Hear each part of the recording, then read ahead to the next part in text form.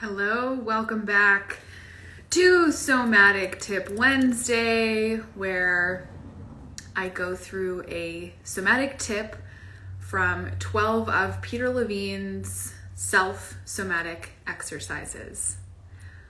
Welcome back to another episode.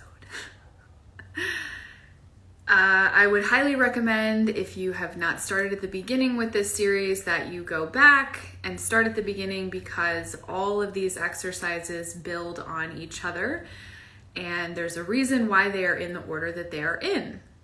So today we are going over sensation tracking. And what we were doing in the first several videos, I think we're on the fourth one right now, is we were building a sense of boundary, containment, and we were feeling into our muscle skin boundary, our energetic boundary with other people, getting ourselves prepared and ready for, in the last video, with our resources, getting ourselves all resourced and strapped up to start to go in and find islands of safety within sensation tracking. So within the realms of somatic experiencing, sensation tracking is something that we have to learn how to do, because sensation lives in the timeless space of our nervous system, which holds oftentimes uncomfortable or compacted energy, survival energy within our bodies. And so today we're going to learn about and do a little exercise for tracking islands of safety within the body, so that when you get to the next step, which is already a little bit included today, but you'll take it a step farther, when you start to go tracking and you find things that are particularly uncomfortable, you are even more resourced within the pendulation that we're going to be doing. And I will tell you what that is in a minute. So the felt sense of our internal world is oftentimes something that a lot of people don't have vocabulary for. It's not the vocabulary is not yet really built out, because a lot of times we are disconnected from our internal experience. And why would we be disconnected from our internal experience? Because oftentimes when we go in to make contact with a sensation, for some of us that might be something that's uncomfortable, that's calling our attention. When we go to do that, we might immediately want to leave our bodily experience. And this is because there really aren't these islands of safety that we're going to work with today building up. These aren't really there.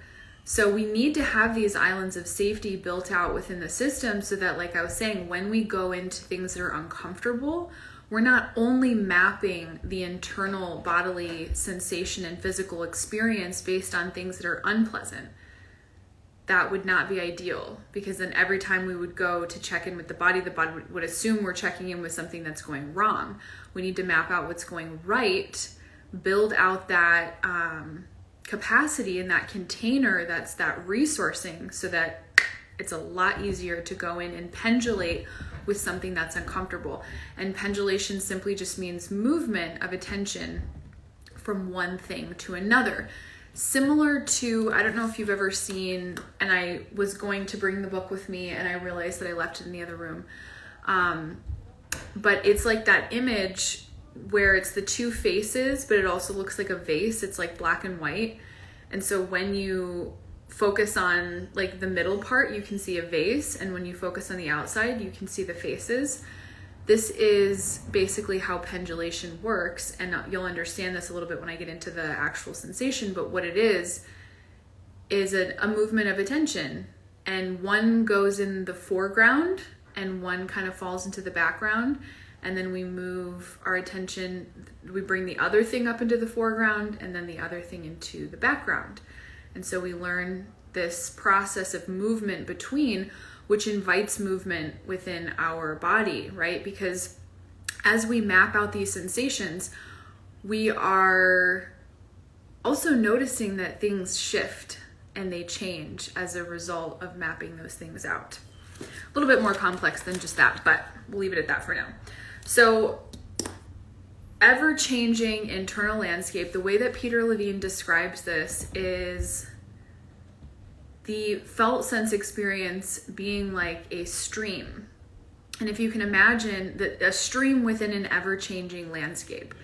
And so if you can imagine that stream maybe going through like a thick forest or dense structure, right? There's a lot of things in the way that it's sort of choppy, it's having a hard time flowing. Then you might think of a river that's totally unobstructed and it's moving. All the felt sense experience is just like, it's easy, it's flow. Then might come on to like a prairie or a plain where it starts to slow down a little bit. There might be parts within the landscapes that are really frigid and frozen, and then as you come out, as the water comes and stretches into warmer territory, it starts to thaw out a little bit. And so these are all of the different ways that we can experience our internal felt sense of what's going on in this ever-changing landscape. So first of all, I want to give some examples to you guys and some language for sensation, because like I said, a lot of people don't have this language. And when you go, well, what does that feel like? People will say, calm. And the goal here in building this out is to begin to move from the vague to the more specific. So you might think, I feel calm. Well, how do you know that you feel calm? How do you experience calm? And of course, you could do the same thing for any other emotion. Let's say anxiety. I'm feeling anxious. What is your felt experience of that? Where can you find that in the body? So they might say, well, my heart, in the case of feeling anxious, feels like it's beating fast. Now we are starting to move into the place of being aware of and observant of these just as sensations within the body, right? We can help ourselves to start to move out of some of the stories that might be attached to this, though the content may be important or valuable. But we can start to notice these objectively, and in doing so, oftentimes there is a shift, though that's not the agenda that we're going in mapping these sensations with.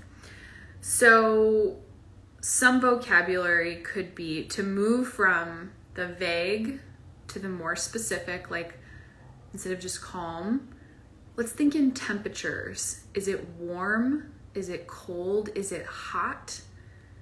Does it have a texture to it? Is it rough, spiky, smooth?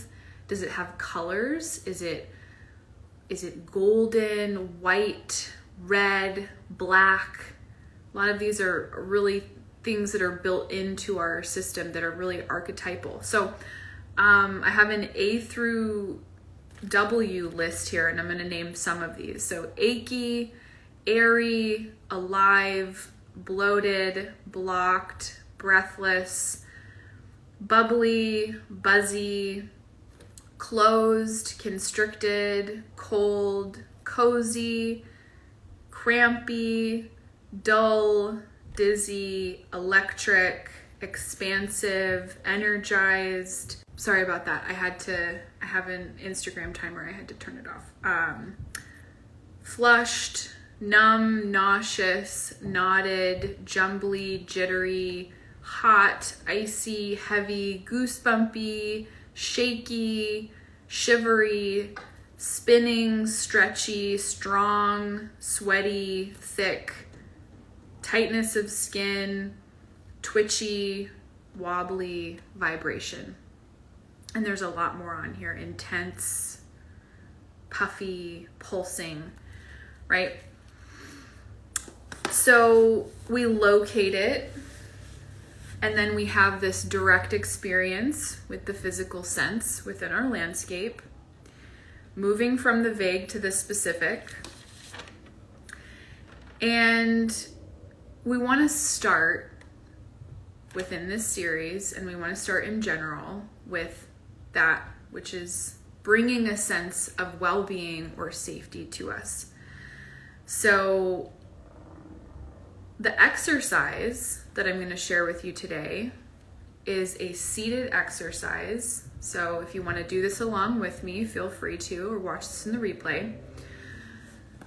Take a seat, and it's better to be seated versus lying down, because lying down can either cause us to just sort of drift away, or it can sometimes make certain sensations actually more intense. So we want to be seated. And from this place of being seated, we're going to start to tap into our own rhythm, our own pacing, and begin to trust and make contact with our own capacity and ability to heal. That's important. And so find a photo or an object or a pet, or it could even be an image in your mind space, in your image channel, that brings you a sense of feeling nourished or supported. So it could even be a friend, it could be a stone, it could be a leaf from outside, anything. So go ahead and select something. Maybe it's a crystal, maybe it's the thought of your friend being here with you. Ideally, right, you could really bring your friend along with you. And what you're gonna do, like I said, at your own pace, with your own rhythm and your own internal trust, sit back, if you can, in the chair. Feel the back of the chair on your spine, supporting your back.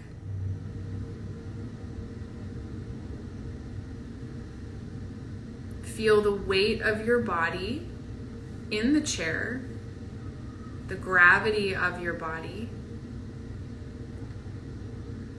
Feel your feet on the ground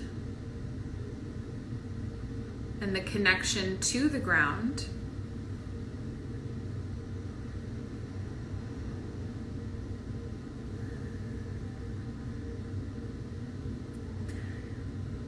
You may begin to notice the feeling of your clothing being on your skin.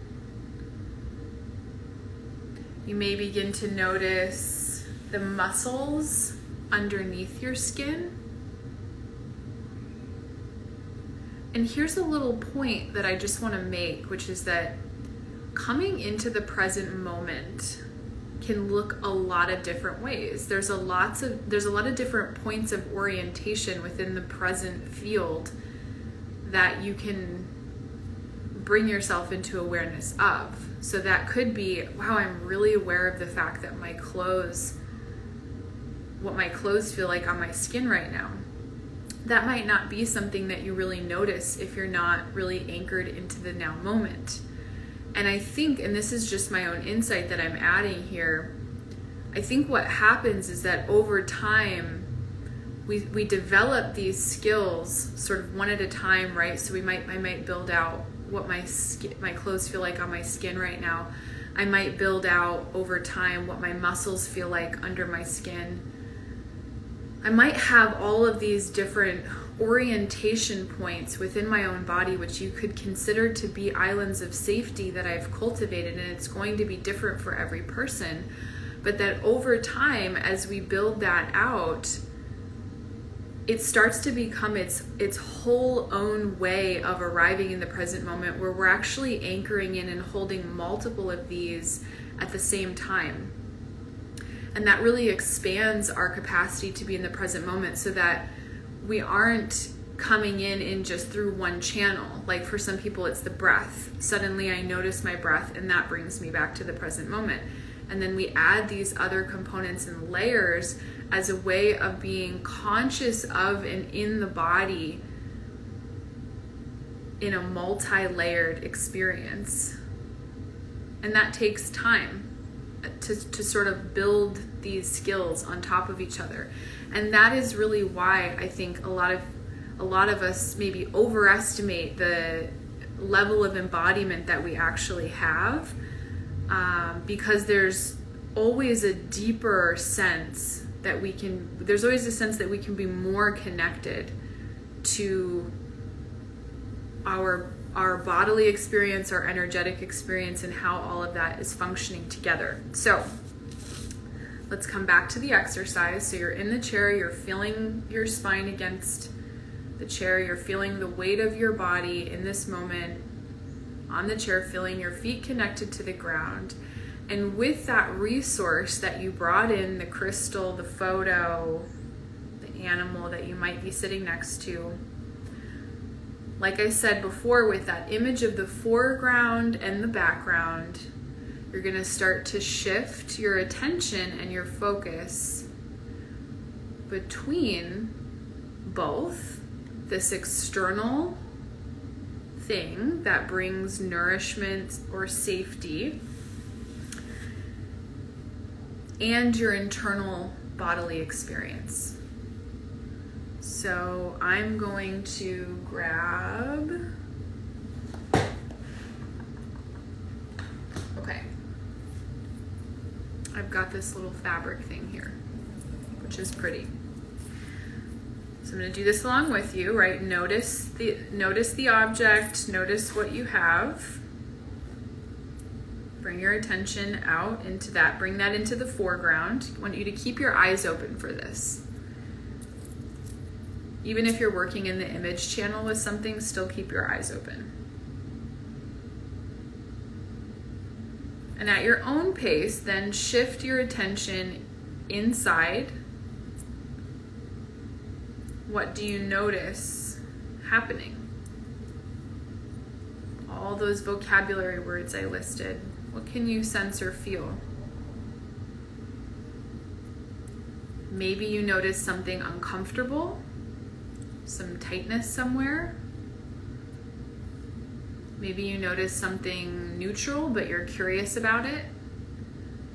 Maybe you notice something pleasant or positive. Whatever that is, just be with that for a moment.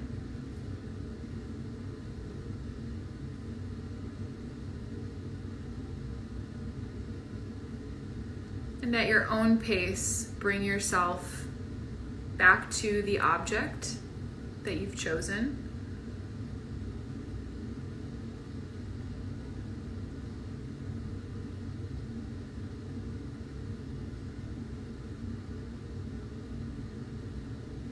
Notice too, as you bring your attention to this object, if you can still sense your own internal body and the sensations kind of in the background. And see if you can kind of play with the dial on how loud or quiet it is in the background. This is you really wielding your attention and focus. And then come back again at your own pace into your bodily experience. And as you continue to do that, just see what happens. See what happens with the sensations that you were originally noticing, and is there a progression that takes place? That's all. Very simple. Be patient with yourself, follow any of the shifts or changes that occur, and this is sort of like I said at the beginning, this is the first kind of pre-step to doing some of that deeper work. I hope you all are doing well. And, I think this is the kind of stuff that is very simple. It's not a bunch of fancy language. It's not, I said this in my other video, this isn't stuff to like mentally masturbate to. This is real practical ground level tools for feeling more capable in your body to be with and be an active participant in the transmutation of that which is seeking to move through you and be either resurrected or undone by the sentience of your own consciousness.